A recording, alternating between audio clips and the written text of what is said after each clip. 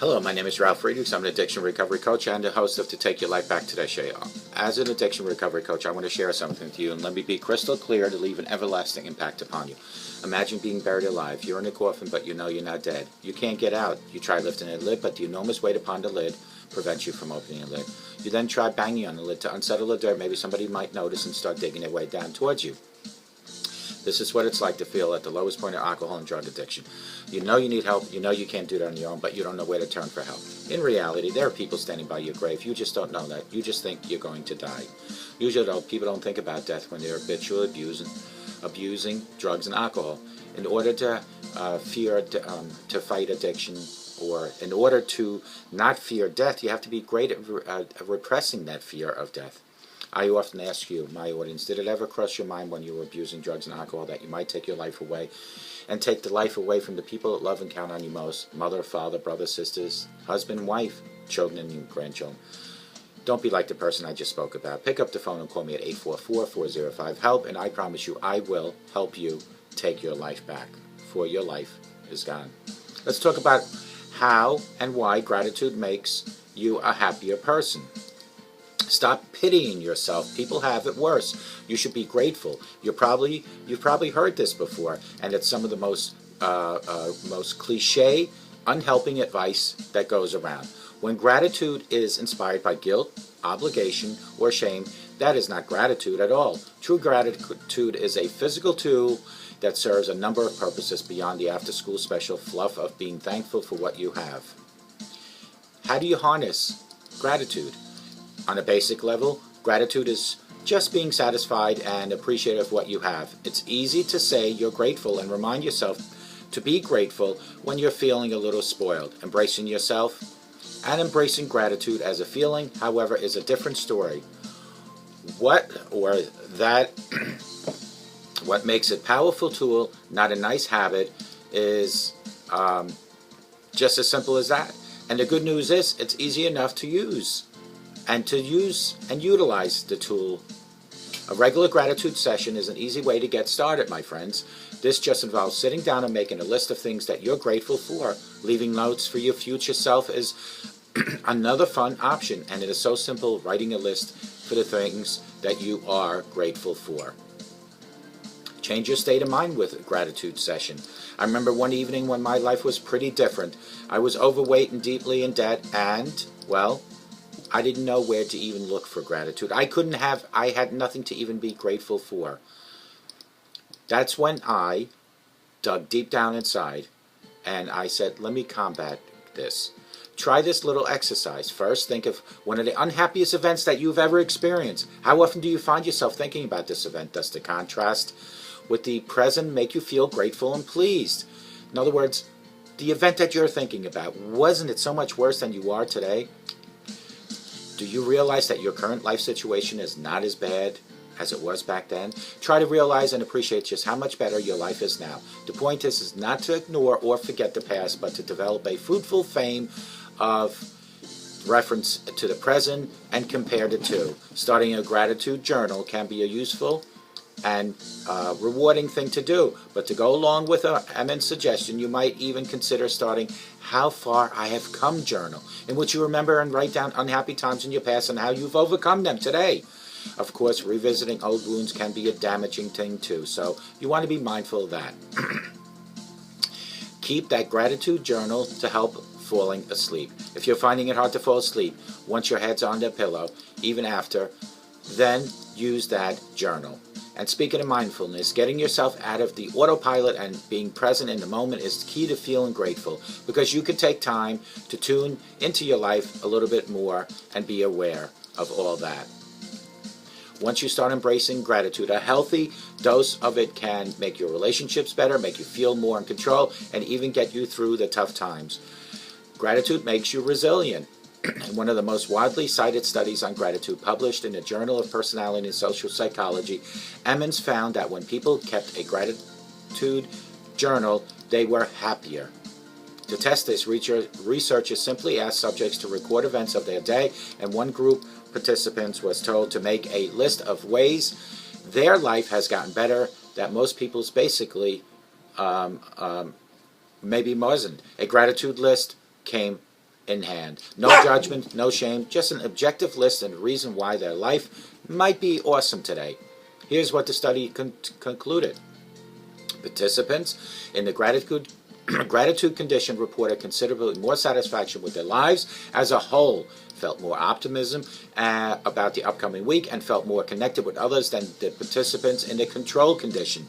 Therefore, it appears that participation in the gratitude condition led to substantial and consistent improvements in people's assessments of the global well-being. It's kind of obvious, really. Why wouldn't you feel happy when thinking about happy things? But the key words there are substantial and consistent. It seems happiness sticks over time. What's even more impressive, though, is how this is even true when your life really does stink. At one of my lowest points in my life, I embraced gratitude as a defensive mechanism. I was alone, broken. I just had gone through some unsettling trauma. At that time, it didn't seem like life could get any worse, but I got tired of feeling sad all the time. I wanted to feel something else in life. I started looking for things in my life to be happy about because I was tired of being depressed and down. I didn't know at that time, but research shows that this can help you bounce back from trauma. A study in the Journal of Social Psychology found that positive emotions, including gratitude, actually help people better cope with their terrorist attacks on September 11th, 2011. Meditational analysis showed that positive emotions experienced in the wake of the attacks, gratitude, interest, love, and so forth, fully accounted for relationships between pre-crisis resilience and later development depressive symptoms, and pre-crisis resilience and post-crisis growth in psychology research. Finding suggests that positive emotions and the aftermath of the crisis buffer resilient people against depression and fuel thriving consistent with the broaden and build theory. If at the low point in my life someone would have told me that, hey, just to be grateful for what you have, I would have wanted to kick them in the kneecaps. It's an equivalent of telling someone to just suck it up and deal with it. Not helpful at all. You don't process your pain at all with that type of thinking or that strategy. However, because I approached gratitude as a coping mechanism rather than forced sentiment, it was actually useful. Like the study says, gratitude was the perfect buffer. It won't fix the aftermath of the tragedy, but it can be a helpful way to cope. Gratitude will also help your relationships. When I'm feeling stressed and angry, I'm not a cool person like a lot of people. I have a tendency to take my shitty feelings out on people around me. It's not an attractive quality, but the good news is it works the other way around too. When you're feeling thankful and appreciative, you have a tendency to be kinder and more empathetic to other people. How would you stop other people from bringing you down? Empathy is a terrific skill to have, but too much of it can leave you overwhelmed by others. At a recent study on gratitude found as much as researchers from the University of Georgia interviewed couples on how happy they were in the marriage. They found that expressing gratitude was a consistent predictor of happiness. They showed 468 couples asking about their communication styles, financial issues, and how often they expressed attitude. According to the study, couples who were likely to show their appreciation more likely to power through obstacles that bring a lot of relationships down, like money issues, for example. The study-led author said, "It goes to show you power of thank you. Even if a couple is experiencing distress, in difficult areas, gratitude in the relationship can help promote positive material to overcome that." It makes sense. When you're feeling grateful, you're in a better emotional state. You're slowed down to enjoy the moment and be a little bit more mindful of times. That gives you the breathing room to open yourself up to others and understand them more. What is mindfulness of gratitude?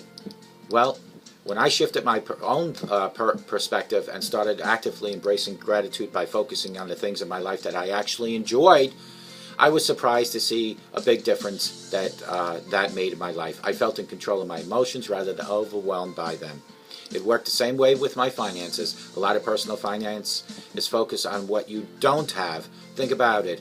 We're always progressing, moving forward, making goals, trying to get more. Then that's cool because that's how stuff gets done, but it also has a drawback that's worth thinking about. It suggests that what you have now is not good enough and that it may also not be true. That's why it took a while to get my finances straight. A few years ago, I was totally drained because of dumb mistakes I've made in the past. I had to rebuild, but rebuilding seemed overwhelming and I was scared of being broke for the rest of my life. It may be a legitimate fear, but after soaking in some real personal finance advice, I learned to get over that fear. As I saved, I started to be more conscious about things I did have instead of the things I didn't have, and started to think about what could be instead what wasn't. I invested, I focused on ways to earn more money, and then the funny thing happened. My finances started getting better. It wasn't because of the positive thinking law of attraction stuff either. It was because gratitude made me feel in control, and feeling control essentially to getting your money right. There's nothing wrong with striving for more, but ironically trying to find ways in which your life is okay right now seems to make it easier to strive for. So, with that, let today be a new day to be grateful. Don't always look at what you don't have. Appreciate what you do have. Look at the glass as being half full, not half empty. Look at people that have no bread in life. If you have a half a loaf of bread in your house, you have something. If you have a couple bucks in your pocket, you have something. If you have a roof over your head, you have something. If you have clothing on your body, you have some. If you have a relationship and health, you have some. Those are reasons to be grateful. Let today be the most grateful day in your life, and may God bless you.